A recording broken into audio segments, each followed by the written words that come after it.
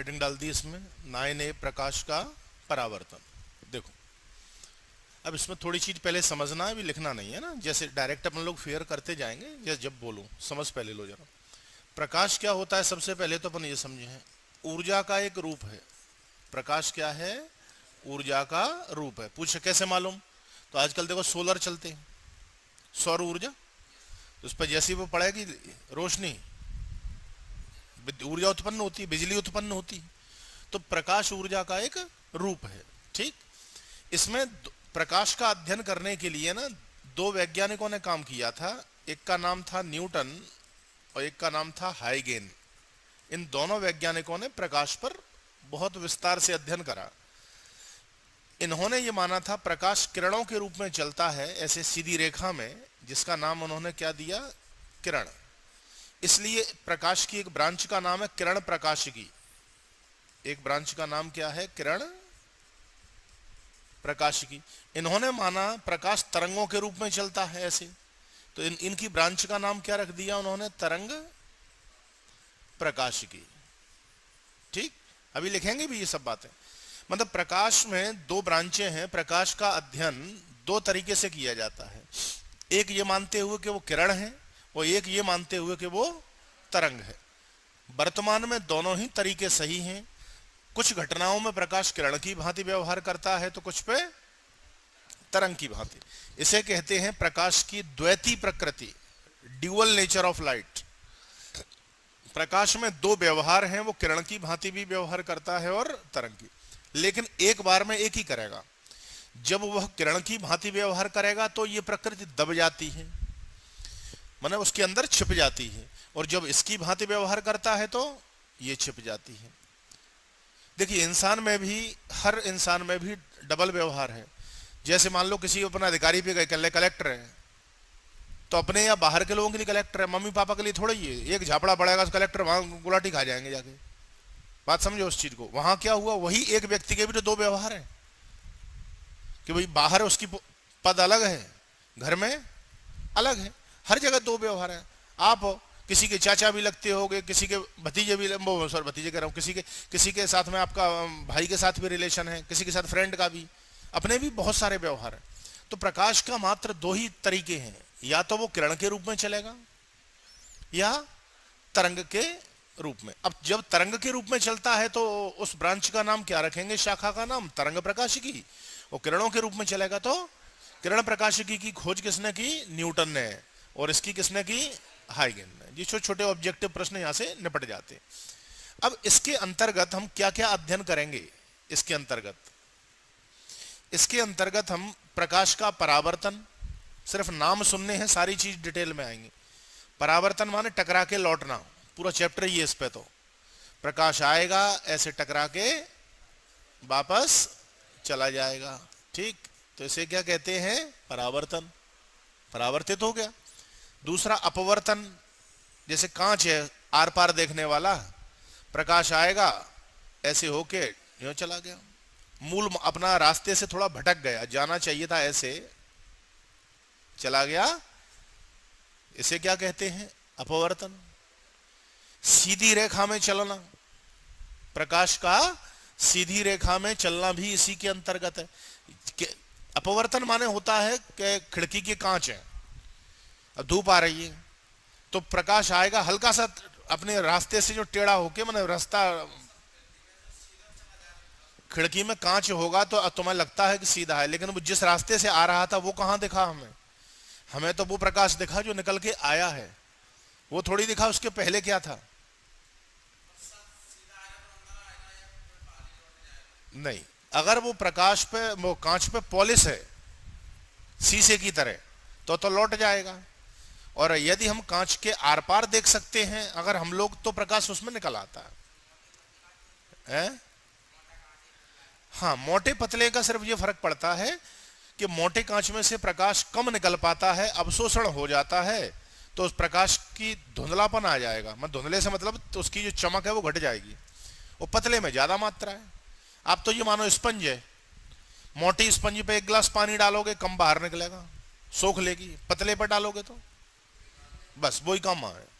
Same वही काम कांच के साथ होगा। लेकिन यदि हमें आर पार दिखता है तो ही अपवर्तन होगा, और यदि हम आर पार किसी पे नहीं देख सकते हैं तो उन घटनाओं से परावर्तन।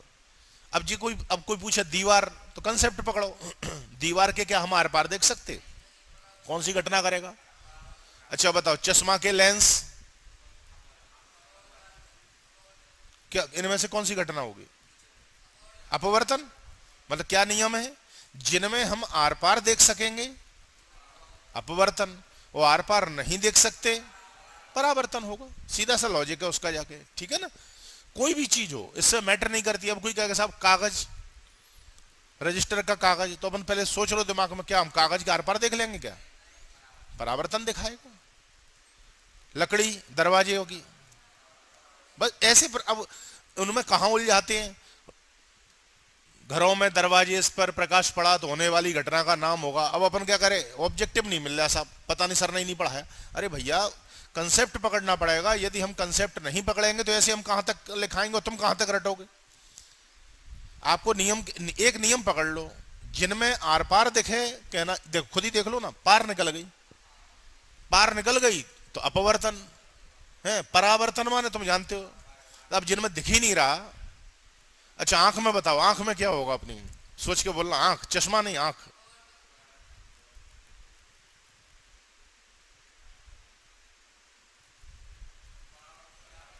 है? अच्छा ये बता, है? आवर्तन नहीं, अपवर्तन।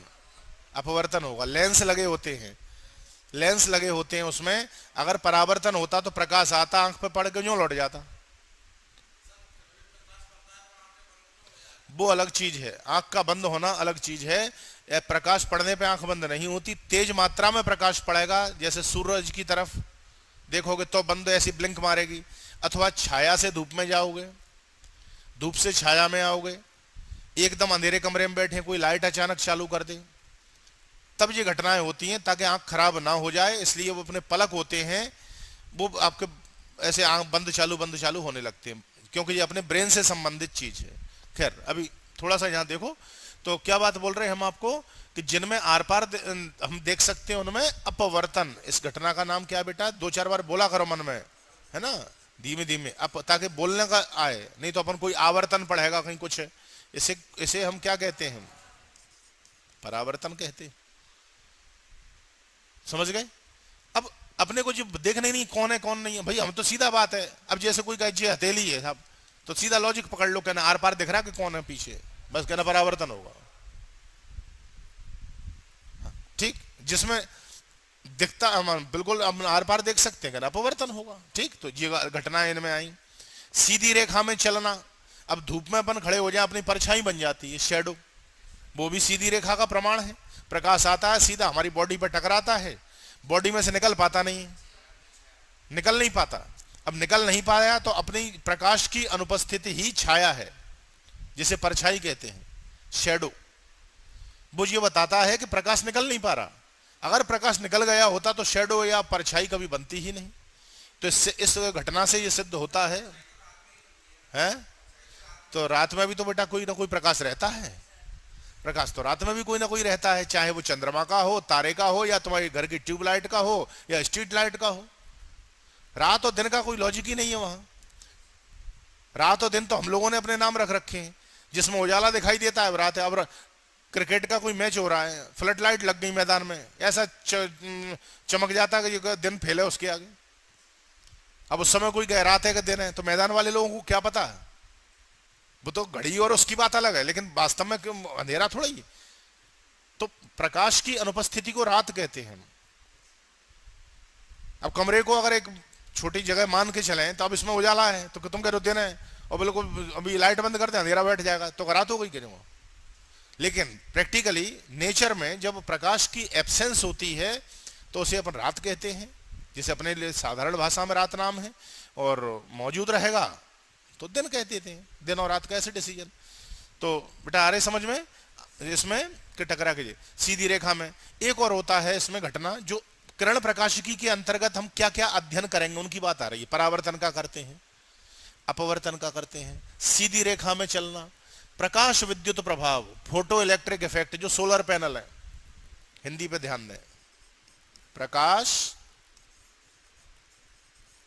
विद्युत प्रकाश के प्रभाव से क्या उत्पन्न हो गई, बस। तो ये सोलर पैनल का ही तो फंक्शन है। जो सोलर पैनल होते हैं वो करते क्या हैं, प्रकाश पड़ेगा, प्रकाश आएगा और बिजली उत्पन्न करेगा। तो इस घटना का नाम क्या है, प्रकाश विद्युत प्रभाव। इस प्रभाव के खोज आइंस्टीन नामक वैज्ञानिक ने की थी। चैप्टर आएगा तब वहां पे बहुत डिटेल आएगा, इसका सारी चीजें हैं। अभी इनमें इसको छोड़ के बाकी सब चीजें, ये आपका 9A में अध्ययन होगा, इसका 9B में होगा। 9 चैप्टर के B पार्ट में प्रकाश का अपवर्तन नाम से जो घटना है वो आ जाएगी। क्लियर हुई बेटा, समझ आया बात? तो चलिए अब थोड़ा सा अपन नोट करो, ताकि फिर इतना नोट हो जाएगा, फिर अपन आगे बढ़ जाएंगे। लिखिए, प्रश्न लिखो। चलो क्वेश्चन लिखें, प्रकाशिकी किसे कहते हैं? ऐसे लिखना है अपने को ना, प्रश्न करके लिखो। ये लिखा है, प्रकाशिकी किसे कहते हैं, क्वेश्चन मार्क, इसकी शाखाओं को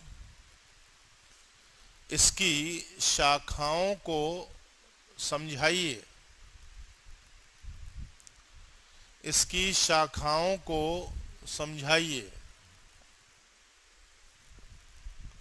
आंसर में हेडिंग डाल दो, प्रकाशिकी, यही वाली आंसर की आप हेडिंग बनाओ। लो, प्रकाशिकी ब्रैकेट में इसका बेटा एक बार इंग्लिश लिख लो, ये लो, OPTICS, ऑप्टिक्स। लो,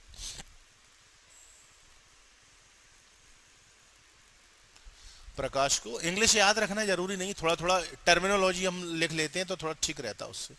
ऑप्टिक्स कहते हैं प्रकाश को, ताकि कभी कोई एकदम बोल देता ऑप्टिक्स चल रही तो समझ में तो आए। देखो, यह डैश करके यहां से लिखना चालू करो, है? ऐसे, यह भौतिकी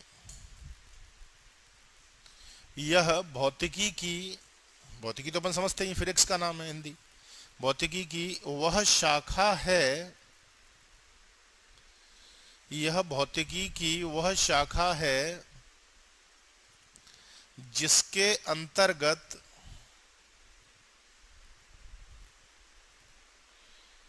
भौतिकी की वह शाखा है जिसके अंतर्गत प्रकाश ऊर्जा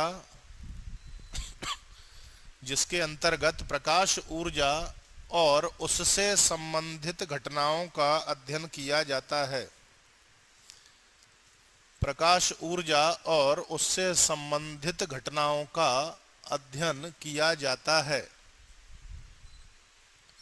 फिर सुन लें, यह भौतिकी की वह शाखा है जिसके अंतर्गत प्रकाश ऊर्जा और उससे संबंधित घटनाओं का अध्ययन किया जाता है। Full stop. हेडिंग नीचे एक लाइन का गैप देके, इसी का आंसर वही चल रहा है। अभी तो प्रश्न पूरा पढ़ के देखो, उसमें क्या लिखा था प्रश्न में, कि प्रकाशिकी किसे कहते हैं, जो उसका जवाब है। अब क्या बोली उनने, हेडिंग बनाओ नीचे, प्रकाशिकी की शाखाएं, एक लाइन का गैप देके हमेशा हेडिंग डाला करो। प्रकाशिकी की शाखाएं,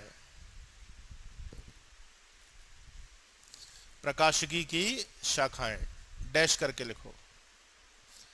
निम्न 2 शाखाएं हैं, लिखो, निम्न 2 शाखाएं हैं, डैश। अब इसमें ए और बी कर लेना है ना। निम्न 2 शाखाएं हैं। अब स्मॉल ए में बेटा ये लिखो नाम देख के। पहला नाम क्या लिखेंगे हम, किरण प्रकाशिकी। और बी नाम क्या लिखोगे, तरंग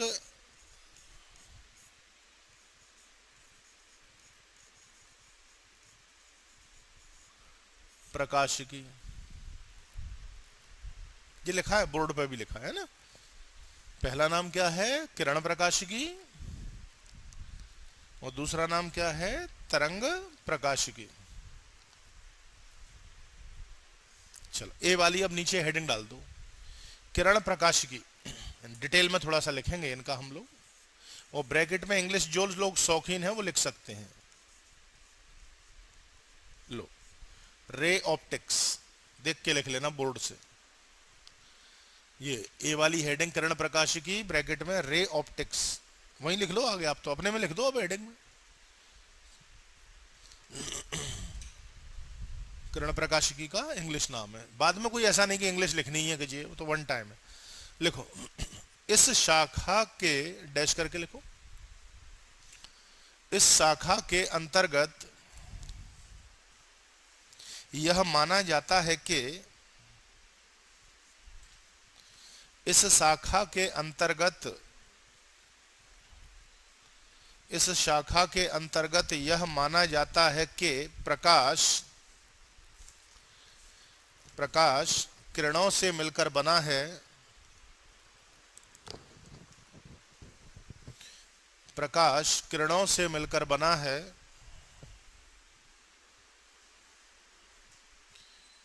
फुल स्टॉप। ये किरणें सरल रेखा में,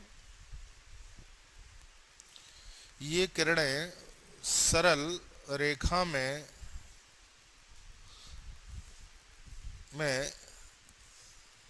चलती हैं,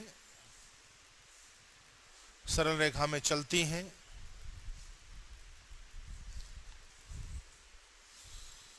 फुल स्टॉप। इस शाखा के इसी में लिखो, इस शाखा के अंतर्गत, इस शाखा के अंतर्गत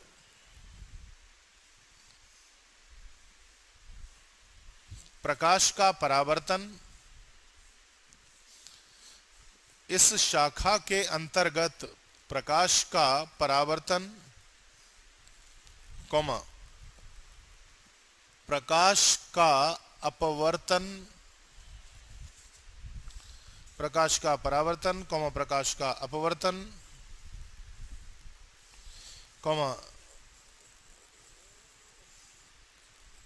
प्रकाश का सरल रेखा में गमन, प्रकाश का सरल रेखा में गमन, गमन तो समझते हो, गति करना, सरल रेखा में गमन, कॉमा प्रकाश विद्युत प्रभाव, प्रकाश विद्युत प्रभाव आदि घटनाओं का अध्ययन किया जाता है, आदि घटनाओं का अध्ययन किया जाता है,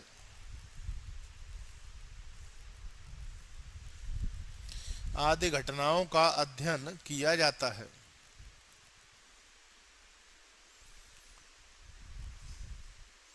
फुल स्टॉप। देखो, इससे मेनली ऑब्जेक्टिवों पे थोड़ा सा फोकस वो करते हैं। जैसे उन्होंने कह दी अपवर्तन की घटना का अध्ययन डैश से किया जाता है, अब ऑप्शन दे दिए तरंग किरण दोनों, कोई नहीं। तब अपने को ये तो पता हो कि किरण प्रकाशिकी में कौन कौन सी घटनाओं का अध्ययन स्टडी करते हैं। तो परावर्तन, अपवर्तन, परावर्तन माने क्या बताया था? टकरा के लौटना, ऐसे है ना। अच्छा, ये उन चीजों से होगी जो अपारदर्शी हैं, खास पहचान है। परावर्तन जिनमें आर पार नहीं देख सकते उन्हें हम क्या कहते हैं? अपारदर्शी। और जो पार देख सकें तो पारदर्शी, पारदर्शी।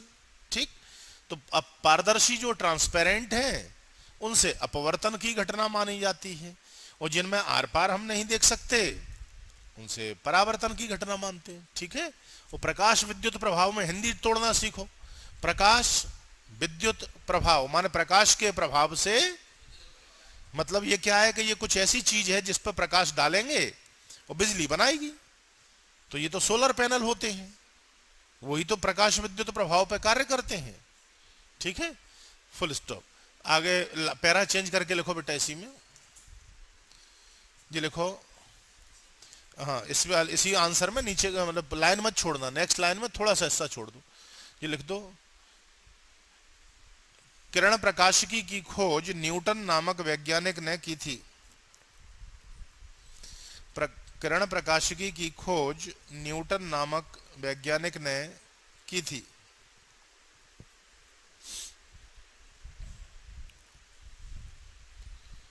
इस नाम को अंडरलाइन कर लो। किरण प्रकाशिकी के खोजकर्ता कौन है? न्यूटन, है ना, आधा न ऐसे। किरण प्रकाशिकी की खोज, ये लिखें, पापा जी हैं फिजिक्स के, फादर ऑफ फिजिक्स कहते हैं न्यूटन, ये लिखा हुआ है, बल का मात्रक था। किरण प्रकाशिकी की खोज न्यूटन नामक वैज्ञानिक ने की थी। पैरा चेंज में बेटा कभी लाइन मत बदला करो, वो अलग अजीब दिखती है। लाइन से मतलब नेक्स्ट लाइन में शुरू का थोड़ा सा हिस्सा छोड़ देते, बस ये इतना सा फर्क पड़ता। चलिए अब दूसरा, अब एक लाइन छोड़ के दूसरी हेडिंग बनाओ। कौन सी वाली? तरंग प्रकाशिकी। अच्छा एक मिनट, उसी में एक चीज बेटा और लिख दो। किरण प्रकाशिकी को, एक चीज और याद आ गई मेरे को, वो लिखो। किरण प्रकाशिकी को अब देख के लिखना जरा। ज्यामिति प्रकाशिकी,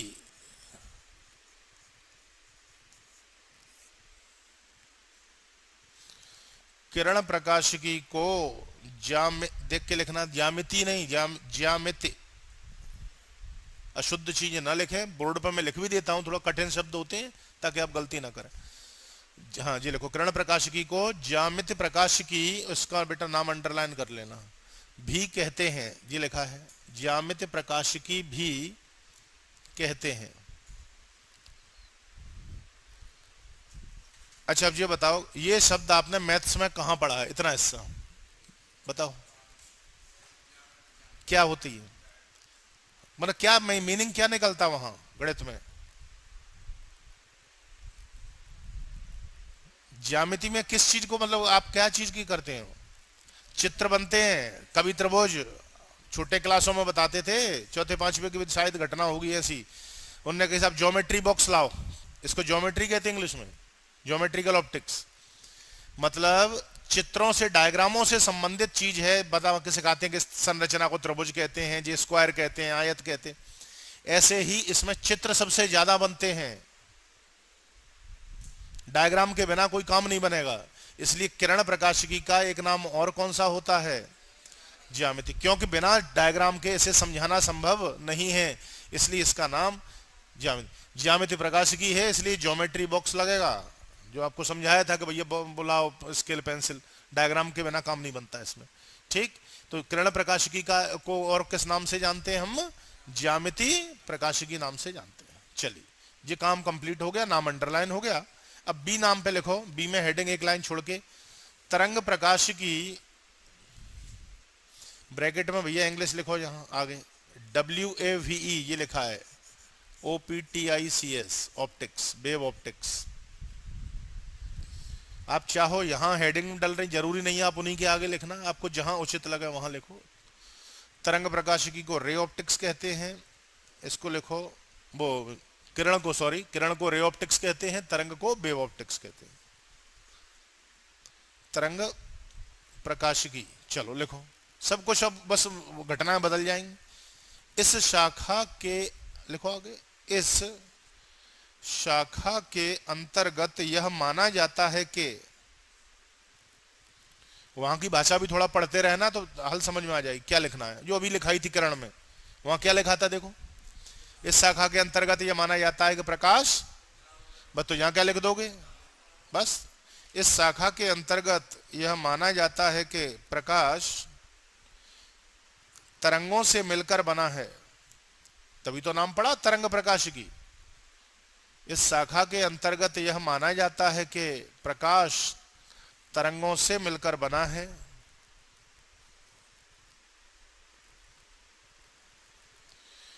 फुल स्टॉप। इस शाखा के अंतर्गत, बेटा जी ध्यान रखेंगे, तरंग प्रकाशिकी में प्रकाश तरंगों के रूप में चलता है, जिसे हम कहते हैं तरंग से मिलकर बना है ना। तो क्या लिखा, इस शाखा के अंतर्गत प्रकाश के कुछ गुणों जैसे, इस शाखा के अंतर्गत प्रकाश के कुछ गुणों जैसे प्रकाश के कुछ गुणों जैसे प्रकाश का व्यतिकरण, मैं लिख रहा हूं यहां पे टफ शब्द हैं थोड़े से। कुछ गुणों जैसे प्रकाश का, ये लिखा है शब्द, ये शब्द यहां से देख के लिखना, अभी बताते हैं थोड़ा सा, है ना। प्रकाश का व्यतिकरण, कोमा, प्रकाश का विवर्तन, शब्द फिर से मैं लिख रहा हूं, प्रकाश का विवर्तन, ये लिखा है, अभी बताता हूं। प्रकाश का विवर्तन तथा प्रकाश का ध्रुवण, टफ शब्द मैं खुद ही यहां पे लिख रहा हूं, प्रकाश का ध्रुवण आदि। सेंटेंस क्या चल रहा था इसमें, प्रकाश ने, प्रकाश के कुछ गुणों जैसे प्रकाश आदि का, लिखो सेंटेंस सही बनना चाहिए, हाँ, आदि का अध्ययन किया जाता है, आदि का अध्ययन किया जाता है, फुल स्टॉप। आगे लिखो इसी में लिखो, तरंग प्रकाशिकी की खोज, तरंग प्रकाशिकी की खोज हाइगेन, तरंग प्रकाशिकी की खोज हाइगेन नामक वैज्ञानिक ने की थी, ये लिखा हुआ है। हाइगेन, कोई उच्चारण आपको ऐसा लगे कि कुछ समझ नहीं आ रहा, बोर्ड पे देखा करो, वैसे शब्द में लिख देता हूँ। हाइगेन नामक वैज्ञानिक ने, अंडरलाइन करो इस नाम को, वो न्यूटन का नाम था वहां पे, ये हाइगेन है। हाइगेन नामक वैज्ञानिक ने की थी, फुल स्टॉप। इसी में आगे लिखो, तरंग प्रकाशिकी को, तरंग प्रकाशिकी को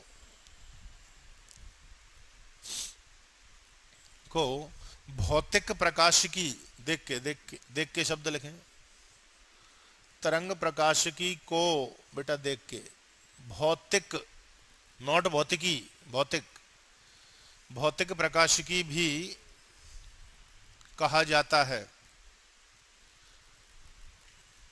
भौतिक प्रकाशिकी भी कहा जाता है। बता रहे, अभी इन सारे शब्दों को एक्सप्लेन मैं अलग से कर रहा हूं, थोड़ा सा रुको। पहले नाम समझे कि इसका नाम ये क्यों पड़ा था भाई, डायग्राम बनते हैं, इसकी भौतिक व्याख्या करते हैं, माने बिना डायग्रामों के ही, फॉर्मूले इनके आधार पर नहीं बन के देते। अब जैसे उन्होंने कही साहब एक्स का स्क्वायर है, तो उन्होंने कही साहब 2 का रख दो 4, कोई डायग्राम या किसी की जरूरत नहीं है। लेकिन अगर पाइथागोरस प्रमेय लगानी है तो समकोण त्रिभुज तो बनेगा। अब चित्र नहीं बनेगा तो प्रमेय कहां से है, मन में देखो वो चीजें अलग है कि अपने दिमाग में सोच लिए, फिर भी तो चित्र सोचा ना। इनमें इस घटना में बिना डायग्राम के, जो कि 9A चैप्टर है, किरण प्रकाशिकी के जितने चैप्टर होंगे डायग्राम की भरमार है उसमें, सरल भी पढ़ते हैं क्योंकि चित्र बन गया, काम खत्म। डायग्राम को देख के तो लिखना है, तो अच्छा ही भी है, अगर डायग्राम बनाना आ गया तो अपना एक एक पेज के मैटर सॉल्व हो जाते हैं। इनमें क्या है, कंसेप्ट चलता है, इसमें डायग्राम ना के बराबर है।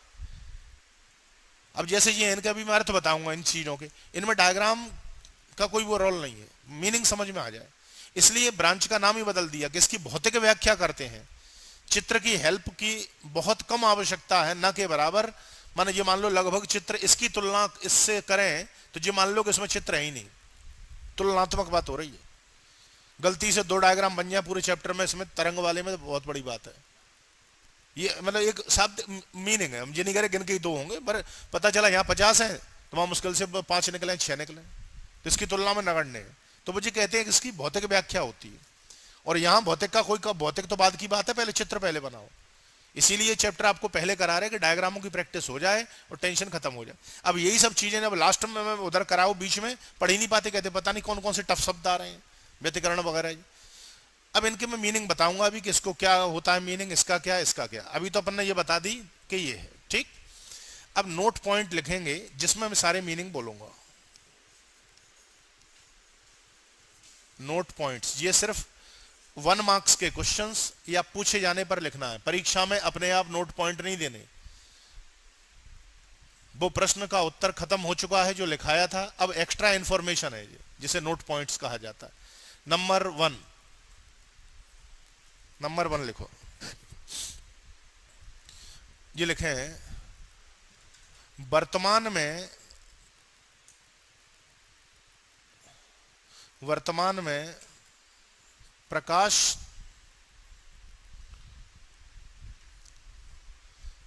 प्रकाश में दोनों ही गुण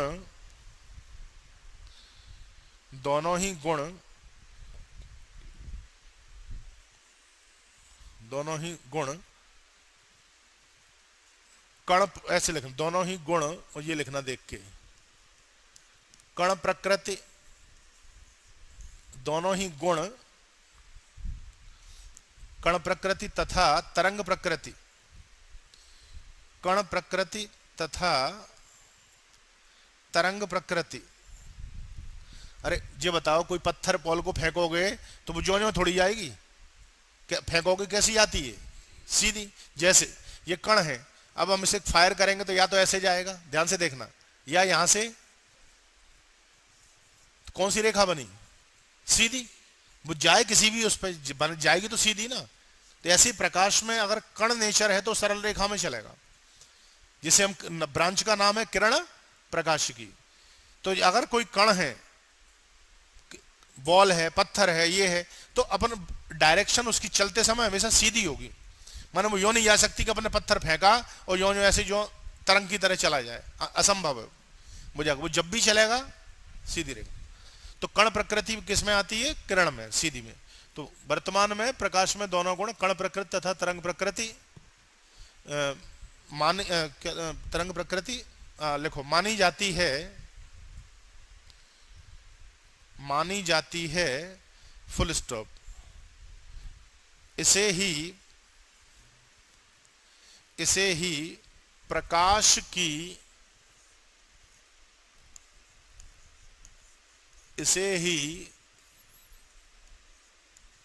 देख के लिखो बेटा, प्रकाश की द्वैती प्रकृति, ये लिखा नाम द्वैती, ऐसे द बनेगा, ये बनेगा, और 2 मात्रा है, द्वैती प्रकृति, ब्रैकेट स्टार्ट।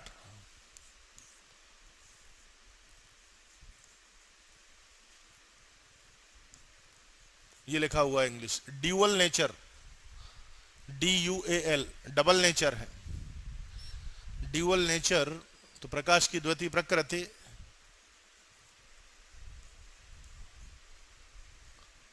कहते हैं। इस नाम को बेटा अंडरलाइन करेंगे। इस पे ऑब्जेक्टिव देखो कैसे बन सकता है। जैसे उन्होंने कहा प्रकाश की प्रकृति होती है, ऑप्शन दिया, केवल कण प्रकृति, केवल तरंग प्रकृति, कण तथा तरंग दोनों प्रकृति, उपरोक्त सभी। मोर करेक्ट देखा करो ऑप्शन, मोर करेक्ट जो सबसे अच्छा है। प्रकाश की प्रकृति होती है केवल कण, केवल तरंग, दोनों को, सभी, दोनों है। सभी का क्या मतलब, आ तो गया थर्ड ऑप्शन में। कई कहते सभी टिक मार दो, कहना सभी, भाई थर्ड ऑप्शन में लिख तो दिया कण और तरंग दोनों, अब और कौन सा सभी, समझ गए। तो द्वैती क्यों कहा, द्वैती माने डबल, ड्यूअल। बस ये ध्यान रखेंगे कि जब वो कण की भांति व्यवहार करता है, जो सरल रेखा कहते हैं, तो तरंग नहीं बन सकता उस समय। दोनों गुण मौजूद हैं हर समय, चलते समय प्रकाश में दोनों गुण हैं। जिस समय वो तरंग की भांति व्यवहार करता है तो कण प्रकृति उसके छिप जाती है, और जब कण की भांति करेगा तो तरंग छिप जाएगी, तरंग की भांति करेगा तो कण छिप जाएगी। जैसे हम लोग हैं घर में अपने चाहे ऐसे घूमते फिरते रहते हैं, बाहर जाते हैं तो घर वाला व्यवहार है वो छिपा लेते हैं अपने अंदर, घर पे पहुंचते हैं तो बाहर का व्यवहार छिप जाता है। छिपने से इन द सेंस है कि उस समय फॉर्मल होने की जरूरत नहीं पड़ती वहां घर के उसमें, ये चीज आ गई। अब दूसरे नोट पॉइंट में लिखो, एक एक लाइन का गैप देते जाओ। इस नाम को अंडरलाइन रखना, प्रकाश में द्वैती प्रकृति। नोट नंबर 2 लिखो बेटा, जी लिखो, व्यतिकरण का अर्थ। मैं सिर्फ मीनिंग बताऊंगा, डिटेल चैप्टर है इन पर, टॉपिक्स हैं, अभी तो सिर्फ मीनिंग सुन लो। ये लिखो, मैं सिर्फ मीनिंग बता रहा हूं, परिभाषा नहीं है, क्योंकि परिभाषा अभी समझ नहीं आएंगी। व्यतिकरण का अर्थ, ताकि तुम्हें तो समझ में आए। वैसे ये शब्द जो आप कह रहे हो आपका नया नहीं है, क्लास 11th में तरंग में पढ़ा है आपने। तरंग, तरंग चैप्टर था आखिरी, उसमें अपने व्यतिकरण में क्या पढ़ा था? दो तरंगों का आपस में मिलना। फिर दो बताए थे प्रकार, संपोषी विनाशी। जब अधिकतम हो जाए तो मैंने कहा संपोषी, जब विनाश हो जाए तो विनाशी, न्यूनतम पे। तो इसमें लिखो, इसका अर्थ है, सिर्फ मीनिंग समझ में आ जाए अभी तो, है ना। इसको इंग्लिश में कहते हैं इंटरफियरेंस, है ना। इंटरफियर करना माने बीच में विघटन डालना, बाधाएं। इसका अर्थ है दो प्रकाश तरंगों का आपस में मिलना। इसका अर्थ है दो प्रकाश तरंगों का आपस में मिलना। फुल स्टॉप, काम खत्म। देखो मीनिंग समझ आ गया। व्यतिकरण माने इंग्लिश नाम इंटरफियर। जैसे अपन कोई काम कर रहे हैं और किसी ने अपने को डिस्टर्ब, अपन क्या कहते हैं, हमारे काम में इंटरफियर मत करा करो, हिंदी नाम। अब अगर उससे कह दी कि हमारे काम में व्यतिकरण मत करा करो, मीनिंग नहीं समझ आएगा, क्योंकि ये व्यवहारिक शब्द नहीं है, बोलचाल का शब्द नहीं है, टेक्निकल अर्थ वही है। अब इसे वो दो लोग बातचीत कर सकते हैं जो जानते हैं, तीसरे को समझ ही नहीं आएगी। जैसे अपन लोग कोई दुकान पे जाते हैं तो खासकर जैसे कोई सिंधियों की दुकान होती है, उन्हें कुछ कहना होता अपनी भाषा, सिंधी भाषा में कह देते, अपन जो मुंह देखते रहते पता नहीं क्या कह रहा है, मन अलग अलग लैंग्वेज है वो, समझ गए। क्योंकि उन्होंने सारी बात कह दी दूसरे से और अपने पल्ले नहीं पड़ेगी क्या क्या गया। वो कब समझ आती, या तो अपन समझते हैं, अच्छा अपनी वो हल समझ लेंगे, लेकिन उनके को अपन नहीं समझ पाएंगे क्योंकि अपनी वो लैंग्वेज नहीं। अब इसमें कह दी दो के भी उसमें कि साहब कोई एक है जो अपन दोनों के बीच में व्यतिकरण करवाता है। अब जहां तक तो उसको समझ में आ गई, जैसे ही शब्द आया सो निपट गया। अब इसका अर्थ क्या है? इंटरफियर, इंटरफियर करना उस चीज को। अब इंटरफियर में देखिए, इंटरफियरेंस के दो परिणाम होते हैं, अच्छे भी हो सकते हैं और बुरे भी हो सकते हैं, ये फैक्ट बात है। जो इंटरफियर करने वाला व्यक्ति है, हो सकता है आपका फेवर का हो, आपका भला चाहता हो, तो वो दखलंदाजी करके आपको वो गलत काम नहीं करने देगा और आपको ऊंचाई पे पहुंचा देगा। जैसे कि घर के पेरेंट्स आपके अगेंस्ट चलते हैं आपके अनुसार, लेकिन वो करते हैं ठीक के लिए, और जो बाहर के दोस्त वाला सर्कल है वो विनाशी में है। तो इसलिए इसके दो परिणाम हैं, एक का नाम है संपोषी, एक का नाम विनाशी। तो इंटरफियर के दो रिजल्ट्स होते हैं। इंटरफियर खराब नहीं है, पर डिपेंड करता है कि इंटरफियर करा किस पे है, किस सेंस में करा गया है। अपोजिट चीजें हमेशा लॉस करवाएंगी, वो सेम चाहे टाइप की बढ़ाएंगे। अब एक पढ़ने वाला व्यक्ति मान 8 घंटे पढ़ता है, एक 6 पढ़ता है, जब वो 6 वाला 8 के संग पहुंचा, वो 8 पे पहुंचा, वो जैसे 8 पे पहुंचा 8 वाला 10 पे पहुंच जाएगा, कहेगा ये तो मेरे बराबर आ गया। दैट इज दोनों का वृद्धि हुई। 6 वाला जरूर 2 घंटे बढ़ गया, पर 8 वाले ने भी तो अपनी कैपेसिटी बढ़ा ली। तो जे इंटरफियर से क्या निकला रिजल्ट? पोषण हुआ, वृद्धि दोनों में हुई। एक है पढ़ने वाला बैठा 6 घंटे बिल्कुल ही किताब से हाथ नहीं लगाता, पढ़ते ही नहीं है, तो पढ़ने वाला कितने दिन पढ़ेगा? देख देख के जो कहेगा वो भी नहीं पढ़ रहा, मैं काहे पढ़ूं। वहां जब दो अपोजिट चीजें मिलेंगी, समझ लो नाश होना तय है। ये व्यवहार में भी शामिल है और फिजिक्स भी यही कहती है, प्लस और माइनस मिलेंगे, रिजल्ट का कचड़ा होना है। 5 और 3 को प्लस करोगे 8 का रिजल्ट है, और 5 माइनस 3 करे 2 पे रह गए, क्योंकि उसमें दोनों जो प्लस प्लस के थे 5 और 3 दोनों एक सेम स्वभाव के थे, तो 8 रिजल्ट है। और दो अपोजिट ले लो, 3 पे माइनस मार दिया, लो ये रह गया। लेकिन दोनों रिजल्ट्स में जमीन आसमान का फर्क आ गया, अपोजिट चीजें। तो व्यतिकरण का भी हमें सिर्फ अर्थ समझना है। तो प्रकाश का व्यतिकरण का क्या अर्थ होता है? दो तरंगों का आपस में मिलना। अब मिलने के बाद अगर वो अधिकतम परिणाम देती हैं तो उसका नाम होता है समपोषी व्यतिकरण, और अगर मिलने के बाद मिनिमम रिजल्ट देती हैं, खुद ही समझ आ गया विनाश। अब एक ही दिशा में चलें, दो तरंगें एक ही दिशा में चल के मिल गई, माने जो काम आप कर रहे हैं वही दूसरा कर रहा है, रिजल्ट बहुत अच्छे आएंगे। भले ही कम ज्यादा करते हो लेकिन रिजल्ट बहुत अच्छे आएंगे। लेकिन अगर आप कह रहे हो कि जो पूर्व चलो, वो कह रहा मैं पश्चिम चलूंगा, मां दिक्कत हो गई किसी भी काम में। भाई चाहे घर के हो, अब घर में जैसे मान लीजिए 2 या 3 भाई हैं, बड़े हो गए, अब एक कह रहा है जी काम करो, एक कह रहा है जी मत करना, जी करना, अब आफत होना चालू हो गई। अच्छी चीज रिजल्ट्स कब आते हैं? जब एक ने कही है, उन्होंने कहा हाँ ठीक, बढ़ता चला गया। तो जब एक ही दिशा में तरंगें चलकर मिलती हैं तो समपोषी बनता है। वो टाइप है, चैप्टर में आएंगे, कोई एक खास बात नहीं, अभी हमें सिर्फ ये मीनिंग समझना है कि होता क्या है। तो इसका अर्थ हमने बताया, दो तरंगों का आपस में मिलना। अब दो लोगों का आपस में मिलने के देखो दो परिणाम है। आप किसी से फ्रेंडशिप करते हो, मिलना मतलब दोस्ती। अब उसके दो परिणाम ही आएंगे, या तो वो व्यक्ति और आप में से जो दोनों हैं, या तो वो बहुत अच्छे उस पर जाओगे या बिल्कुल नीचे चले जाओगे।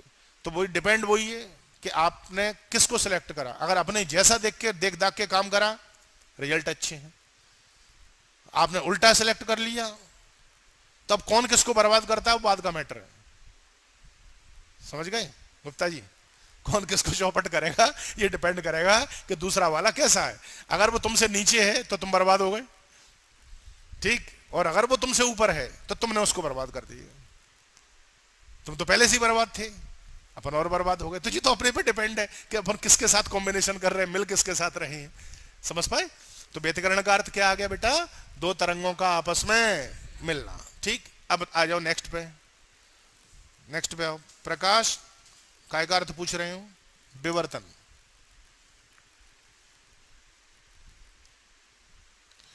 प्रकाश,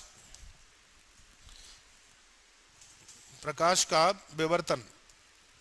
भैया अगले लिख दो, विवर्तन का अर्थ, प्रकाश के विवर्तन का अर्थ या विवर्तन का अर्थ, कुछ भी लिख लो। लो इनके मीनिंग तो बताऊं। विवर्तन वो तो होता है प्रकाश में, ये बार बार प्रकाश लगाने की कोई ऐसी खास आवश्यकता नहीं है, ये शब्द प्रकाश के हैं। ये मीनिंग हमेशा प्रकाश के लिए होते, ऊर्जा के शब्द हैं, इंसानों पे सेट नहीं होते। ये तो बात है समझाने वाली, इसलिए हमने बोल दी। ये सारी घटनाएं प्रकाश में ही पड़ रहे हैं। तो देखो इसमें क्या होता है, सुनिए। जैसे मान लो ये प्रकाश आ रहा है, सुनना ध्यान से। ये एक कागज है, इधर कागज पे पड़ेगा तो क्या होगा? क्या आर पार निकलेगा? नहीं, वो तो लौटेगा। लेकिन अगर इसी कागज में हम छोटा सा छेद कर दें, होल, सुई वगैरह से ऐसे छोटा सा एक छेद कर दें प्रकाश से, सुई से, तो ये प्रकाश किनारे पे जो मुड़ जाता है, ऊपर या नीचे जाना चाहिए था इसको ऐसे, ये डॉट डॉट पे, ये मूल मार्ग है। ये क्या कहलाता है? ओरिजिनल रास्ता। माने जाना चाहिए था ऐसे, भटक गया। छिद्र में से प्रवेश करते ही वो जी घटनाएं होती क्यों है बेटा, चैप्टरों में अपन सब बात करें, है ना। क्योंकि यहां पर इतना ज्यादा फैलाएंगे ना कि जी क्यों तो अपन वही भूल के चल के आ रहा था। अभी हमें सिर्फ मीनिंग समझनी है कि इनके मीनिंग होते क्या है। जैसे इसका मीनिंग दो प्रकाश तरंगों का आपस में मिलना, खत्म बात, बाकी बात चैप्टर में। इसका मीनिंग कि जब प्रकाश किसी छोटे से छिद्र में से होकर गुजरता है तो वो सीधा नहीं चलता, बल्कि वो किनारे पर मुड़ जाता है। किनारे पर जो मुड़ जाने की घटना है उसी का नाम था विवर्तन। माने मूल रास्ते से भटक गया प्रकाश। ये तरंग गुण है, ये टर्न होना माने तरंग। और अगर यही छिद्र बड़ा हो, चौड़ा हो, खिड़की जैसे बड़े बड़े, तो सीधा चला जाएगा। तभी तो कहते हैं प्रकाश में दोनों गुण हैं। देखो बड़े छेद में से गुजारा, यूं चला गया, छोटे से में करा, मुड़ गया। तो उसी प्रकाश वही है। यहां तरंग गुण है, तरंग, यहां किरण प्रॉपर्टी। तभी तो द्वैती कहा प्रकाश में दोनों स्वभाव है, परिस्थिति पे डिपेंड है। आप छोटे छिद्र में से बाल के बराबर गैप में से निकालोगे, अब चाहे ऊपर मुड़े चाहे नीचे मुड़े, वो कोई मैटर नहीं। बड़े में से थोड़े ज्यादा वाले में से गुजारोगे, सीधा जाएगा। ये किरण स्वभाव है। क्लियर है? लिखो, जब डैश करके लिखो बेटा, अर्थ लिख रहे हैं, मैं फिर कह रहा हूं, अभी कोई डेफिनेशनों की कोई बात नहीं है, चैप्टरों में होंगी सब। लिखो, जब प्रकाश किसी छोटे छिद्र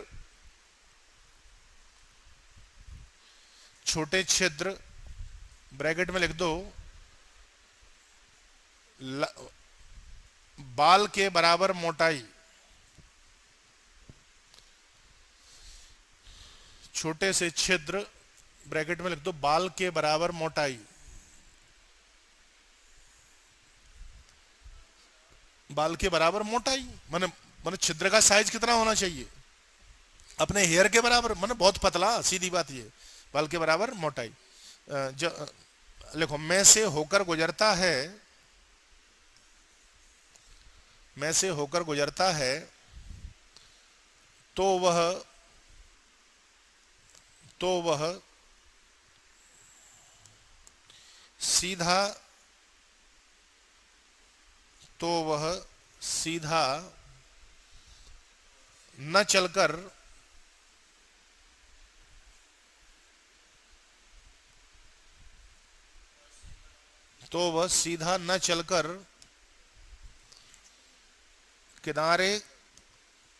किनारों की ओर मुड़ जाता है।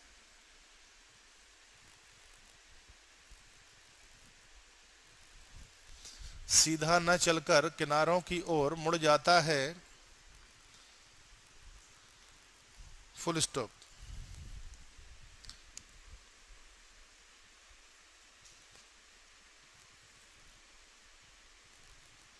प्रकाश का किनारों की ओर मुड़ने की घटना को ही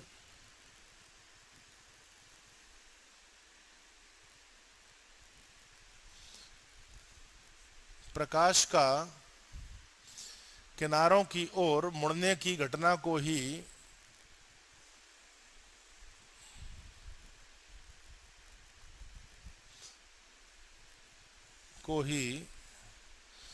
विवर्तन कहते हैं।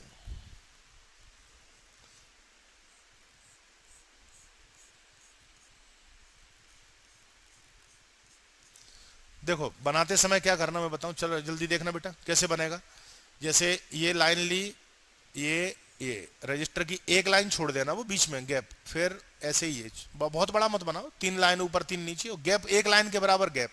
इसमें यहां तक तो फुल और इसके बाद और फिर यहां से लेके वो बनाओ, 1 लाइन के बराबर गैप देना है। 1 लाइन के बराबर गैप देना है अपने। बनाओ।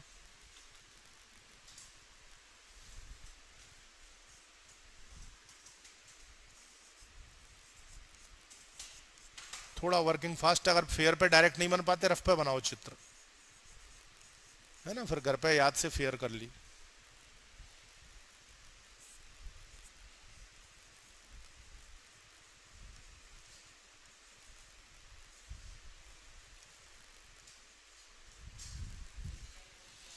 कुछ नहीं, 3 लाइन ऊपर बना लो, 3 नीचे, बीच में 1 लाइन का गैप कर दो बस, ताकि ज्यादा मोटा गैप नहीं करना, केवल 1 लाइन पतला। मोटे गैप में से तो सीधी चली जाएगी आपकी, सिर्फ वो पेंसिल का भी निकल सके। हाँ मतलब ऐसा रखना कि बड़ी और सकरा कर दो गैप। मेरे में बेटा डायग्राम में थोड़ा मोटा बनाना पड़ता, मजबूरी है, नहीं दिखेगा नहीं आपको। यहाँ देखो यूं करके ऐसे, अब मैं बहुत बारीक बनाऊंगा दिखेगा नहीं आप, लेकिन व्यवहार में गैप कम से कम रखो, जितना गैप आपसे कम से कम हो सके, बस प्रकाश वो आपकी लाइन खिंच जाए। मोटा करोगे तो चित्र काट देगा वो, जी कहेगा मोटे मोटे छिद्रों से होता ही नहीं है विवर्तन।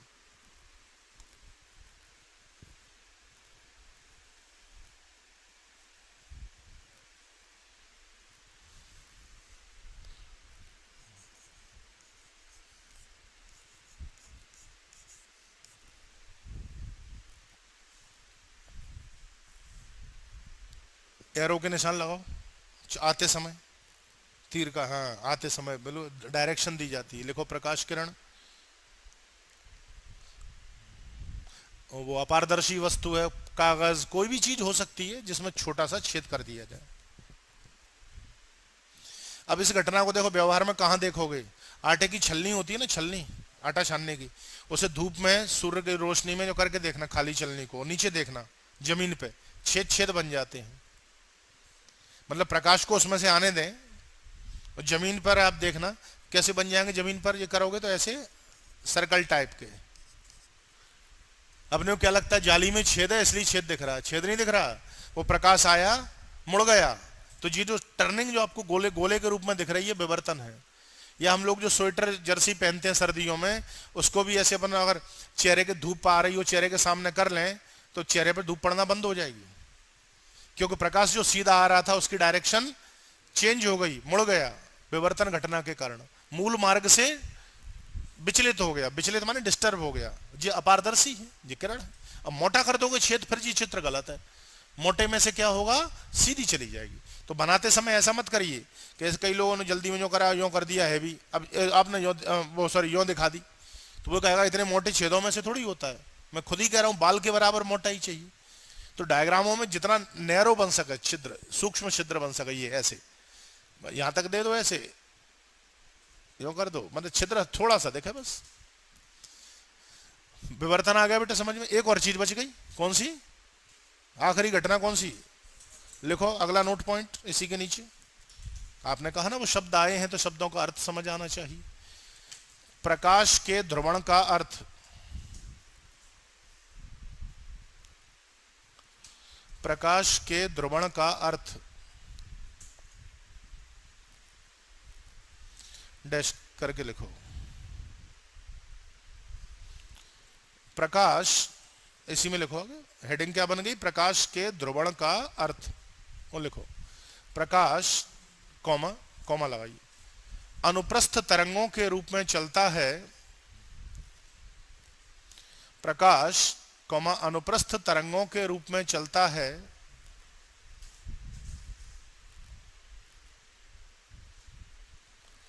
अनुप्रस्थ तरंगों के रूप में, ये लिखा शब्द,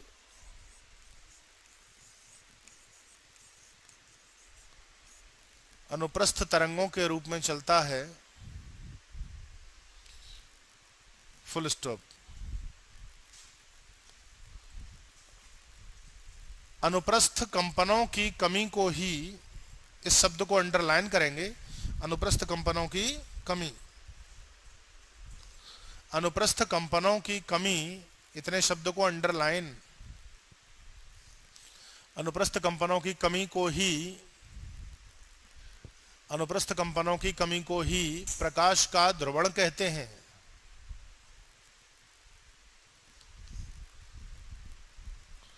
अनुप्रस्थ कंपनों की कमी को ही प्रकाश का ध्रुवण कहते हैं।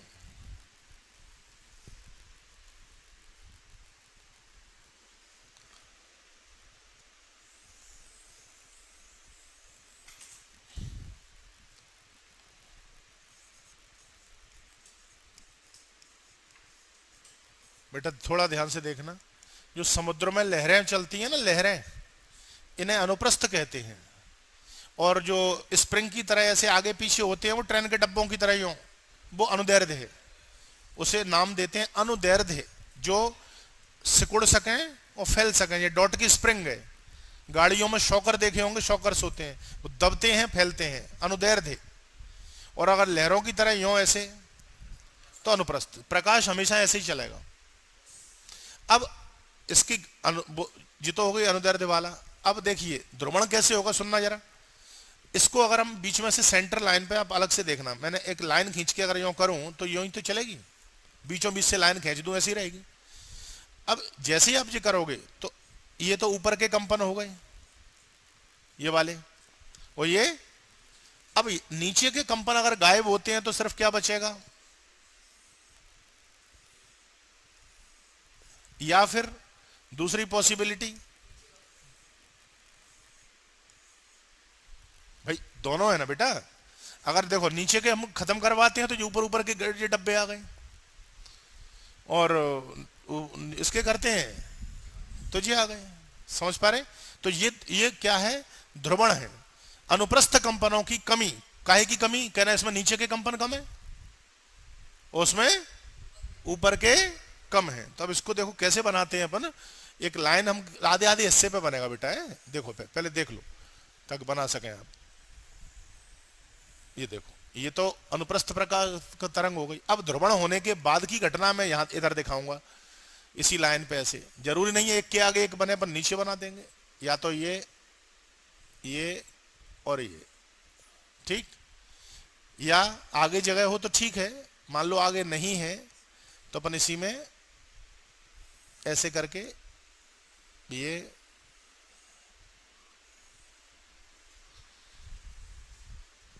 जगह आपको लगती है तो इस चीज को उठा के आगे कर देंगे, नहीं है तो नीचे कर देंगे, ठीक। अब इसमें अपने समझने के लिए मैं इस पर थोड़ी लाइनिंग खींचूंगा ताकि हम अंतर दिखा सकें कि ये ऊपर वाले हिस्से के कंपन हैं।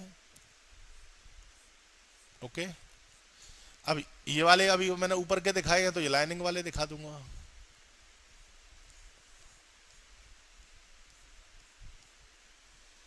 बना दो।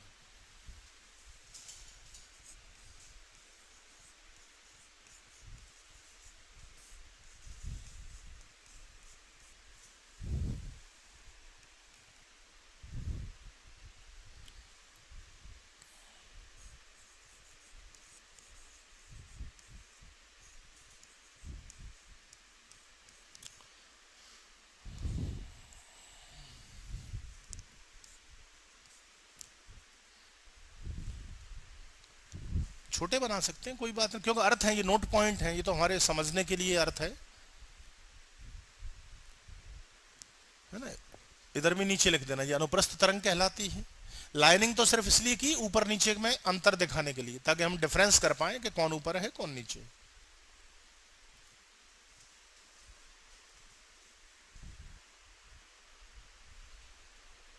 वो कितने भी बन सकते हैं, इनका कोई अनलिमिटेड होते हैं।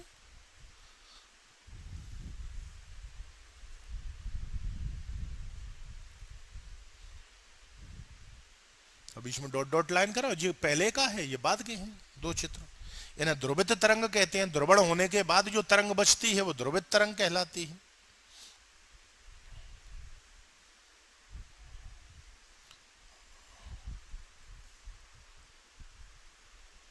लाइनिंग वगैरह कर दीजिए आप इसमें।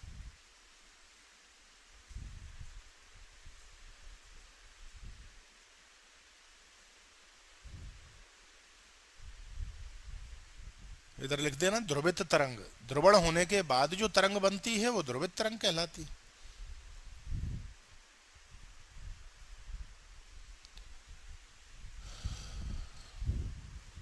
क्या इतना मीनिंग आया बेटा समझ में कि नहीं आया? अब जल्दी फास्ट रिकॉल सुन लो, आज का काम अपना हो चुका। कि हाँ, और कोई अर्थ तो नहीं रह गया इसमें जो शब्द लिखाया हो, मीनिंग नहीं बताया हो? जो अभी मैंने शुरू में देखो कहाँ से लिखाया। फेयर जो आज नहीं लाए हैं, याद से बेटा फेयर पे आज लिखो और यहीं की यहीं फेयर लाओ। चित्रों को रफ पे बना लिया करो, फिर घर पे बैठ के एक बार और बनाओ, चित्र प्रैक्टिस बहुत अच्छी होगी, है ना।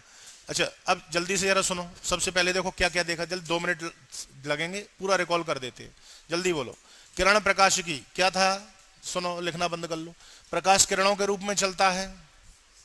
प्रकाश की क्या बताई थी शुरू में? वह शाखा जिसके अंतर्गत प्रकाश ऊर्जा, जो ऊर्जा है प्रकाश, और उससे संबंधित घटनाओं का अध्ययन, कॉमन नाम प्रकाश की। प्रकाश से संबंधित घटनाओं का अध्ययन करेंगे प्रकाश की। 2 शाखाओं में विभाजित करा, बेटा सुनो ध्यान से, 2 शाखाओं में। एक का नाम किरण, एक का नाम तरंग। किरण में क्या मानते हैं? प्रकाश किरणों के रूप में चलता है, छोटे छोटे कणों से मिलकर बना होता है। इसकी खोज किसने की थी? न्यूटन ने। सीधी रेखा में चलता है। कुछ घटनाएं हैं जो इसके अंतर्गत आती हैं, परावर्तन, अपवर्तन, सीधी रेखा में गमन, प्रकाश विद्युत प्रभाव। इनका अध्ययन किरण से करते हैं। खोज करता न्यूटन। किरण प्रकाशिकी का एक अन्य नाम ज्यामिति प्रकाशिकी, क्योंकि इसमें चित्र बनते हैं। ओके। दूसरा तरंग प्रकाशिकी, इसका एक और नाम भौतिक प्रकाशिकी, भौतिक व्याख्या होती है। इसमें मानते हैं प्रकाश तरंगों के रूप में चलता है। हाइगेन नामक वैज्ञानिक ने खोज की थी इसकी। कुछ घटनाएं हैं जो तरंग प्रकाशिकी में ही होंगी, जैसे व्यतिकरण, विवर्तन, ध्रुवण। प्रकाश शब्द लगाना जरूरी नहीं है, होती ही प्रकाश की है। व्यतिकरण, विवर्तन, ध्रुवण, इनका करते हैं। व्यतिकरण क्या होता है? 2 तरंगों का आपस में मिल जाना। इसके 2 परिणाम आ सकते हैं, एक संपोषी और विनाशी। अधिकतम पे पहुंच गए संपोषी, मिनिमम पे आ गए, एक ही दिशा में चलेंगी तरंगें और मिल गई संपोषी। एक जैसे है ना, विपरीत आई, अरे 2 ट्रेनें विपरीत आएंगी तो विनाश तो होएगा, नहीं समझ रहे? विपरीत में आके कब से जो उद्धार होने लगे। एक ही दिशा में जाएंगे तो अपन भी आगे बढ़ रहे, वो भी आगे बढ़ रहा। हो सकता है वो फास्ट ट्रेन हो, जल्दी पहुंचा दे, लेकिन उल्टी एक ही रेखा पे आ गई तो विनाश होना तो तय है, उसे विनाशी कहते हैं। फिर बोला आपको विवर्तन। विवर्तन में क्या था? चित्र सोचो, विवर्तन का क्या डायग्राम है, देखो, केवल डायग्राम देखो, परिभाषा आ जाएगी। विवर्तन का चित्र, जब प्रकाश किसी छोटे छिद्र में से होके गुजरेगा तो किनारों की ओर मुड़ जाता है, इस घटना को विवर्तन कहा जाता है। ध्रुवण में क्या बोला? प्रकाश अनुप्रस्थ तरंगों के रूप में चलता है हमेशा। ये इस टाइप की तरंगें अनुप्रस्थ होती हैं। अनुप्रस्थ कंपनों की कमी, इसमें काहे की कमी? नीचे की। अब कमी कैसे होती है? जैसे कोई कैसा बुखार आ गया तो तुम थर्मामीटर से नापोगे, स्पीड गाड़ी की है, स्पीडोमीटर से नापेगी। ऐसे ही इसके लिए एक यंत्र आता है ध्रुवण मापी, ध्रुवण की घटना का पता लगाने के लिए एक इंस्ट्रूमेंट है, उपकरण है ध्रुवण, उसमें से होके इस तरंग को गुजारते हैं। तो निकलने के बाद वो यंत्र जो होता है वो या तो ऐसे निकलने देगा, दो ही ऑप्शन है, या स्विच नहीं होता, या तो ऑफ या ऑन, उसमें भी दो ही पॉसिबिलिटी है कि या तो तुम ऊपर के निकालोगे तो नीचे के रुक जाएंगे, और नीचे के निकालोगे तो 50% कमी आती है, 50%। आप देखिए यहां पर कितने कंपन थे, गिन लो, 1 2 3 4 5, वो तो और भी चलेगा आगे। अब 50% क्यों कहा, ऐसे काउंटिंग नहीं होती है करके दिखा रहे हैं हम आपको, 1 2 3 4 5, ऐसे फंस जाओगे आप। देखो या तो ऊपर के रहेंगे, या अगर ऐसा करना ही है अपने को तो फिर इसमें कुछ मत करो, एक ऐसे करके यूं कर देना, लो और क्लियरिटी बढ़ जाएगी। अब तो 6 हो गए देखने में, 1 2 3 4 5। अब देखो या तो ऊपर के 3, तो 50 पर इसको बढ़ा ही लेना है ना, नहीं बाद में क्या कंफ्यूज हो जाओगे। ऐसा कोई नियम नहीं है, बस तो आपको देखते ही समझ आ जाए।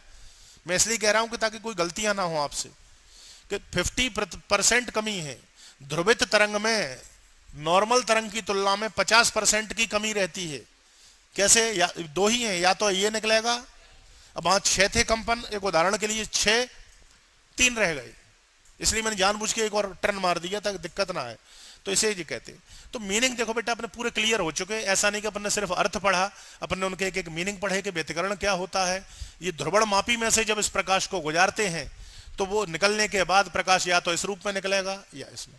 तो साधारण भाषा में कह सकते हैं कि अनुप्रस्थ कंपनों की कमी को ही क्या कहा जाता है, प्रकाश का ध्रुवण कहा जाता है। ठीक है, आज यहां तक पढ़ो। आज जाके हाल की हाल जिन्होंने फेयर नहीं करा है काम, अब वो फेयर कर लें और कल अच्छे से याद करके आओ इसको।